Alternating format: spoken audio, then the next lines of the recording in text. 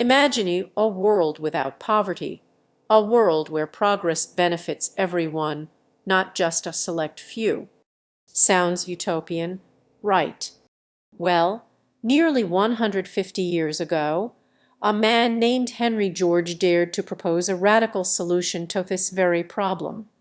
Welcome to Ace Book Talk, where we explore timeless ideas.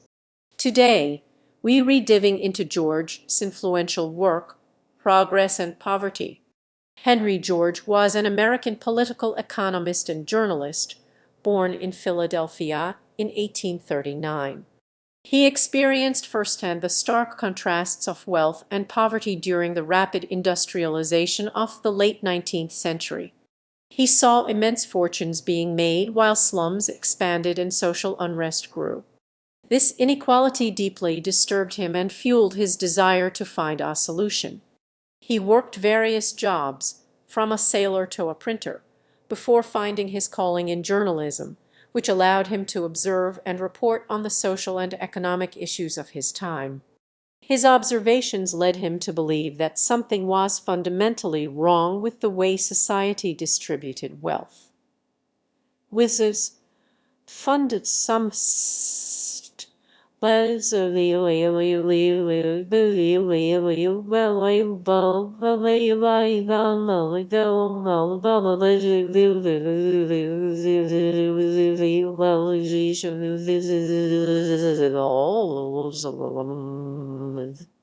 This conviction culminated in his magnum opus, Progress and Poverty, published in 1879. In Progress and Poverty, George tackles a question that remains relevant today. Why does poverty persist despite unprecedented economic progress? He argues that the root cause lies in the private ownership of land. He posits that land, unlike capital or labor, is a finite resource provided by nature. When land is treated as a commodity to be bought and sold for profit, it allows landowners to extract unearned income or economic rent simply by virtue of owning a piece of the earth. As society develops and populations grow, the demand for land increases, driving up its price and concentrating wealth in the hands of landowners. George illustrates this point by observing the growth of cities. As a city expands, land values skyrocket, benefiting landowners who may have done nothing to contribute to that growth. Meanwhile, workers and entrepreneurs are forced to pay higher rents and taxes, effectively subsidizing the landowner's unearned wealth.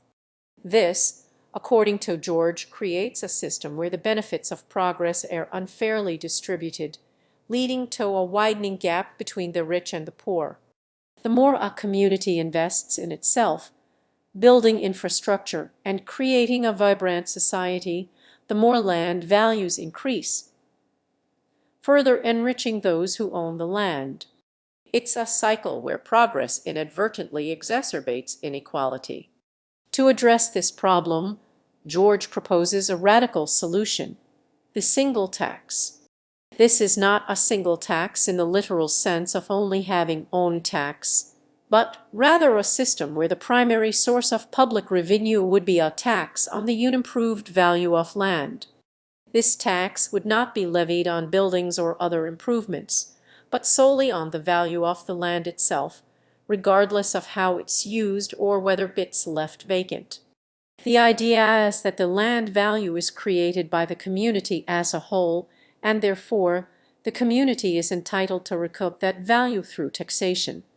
The revenues generated from this single tax would then be used to fund public services, reduce or eliminate other taxes on labor and capital, and create a more equitable distribution of wealth.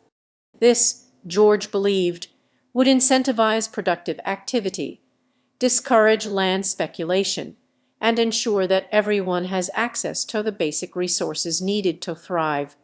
George argues that the single tax is not only economically sound but also morally just. He believed that everyone has an equal right to access the earth's resources, and that private ownership of land is a form of unjust privilege. By taxing land values, society could reclaim its rightful share of the wealth created by its collective efforts. Progress and Poverty was a sensation when it was published, selling millions of copies and sparking a global movement for land reform. George's ideas resonated with people who felt disenfranchised by the growing inequalities of the industrial age. While the single tax was never fully implemented in any major jurisdiction, George's ideas influenced a generation of reformers and continue to be debated by economists and policymakers today. His work highlighted the fundamental importance of land as a factor of production and raised important questions about the distribution of wealth and the role of government in creating a more just society. So, what lessons can we take away from Progress and Poverty in the 21st century? First, George reminds us that progress is not automatic. It requires conscious effort to ensure that its benefits are shared by all. Unfettered economic growth can exacerbate inequality if left unchecked. Second, George challenges us to think critically about the ownership and control of natural resources. Are the current systems fair and equitable? Do they serve the common good? Third, George demonstrates the power of a single, powerful idea to shape public discourse and inspire social change. Even if we don't agree with all of his conclusions, we can learn from his commitment to social justice and his willingness to challenge the status quo.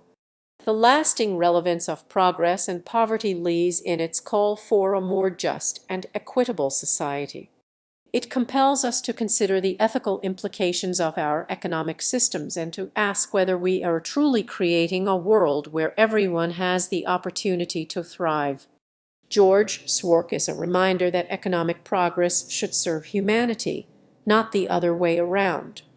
That's our exploration of Progress and Poverty. What did you think of Henry George's ideas? Let us know in the comments below. Don't forget to like this video and subscribe to Ace Book Talk for more thought-provoking discussions on classic literature.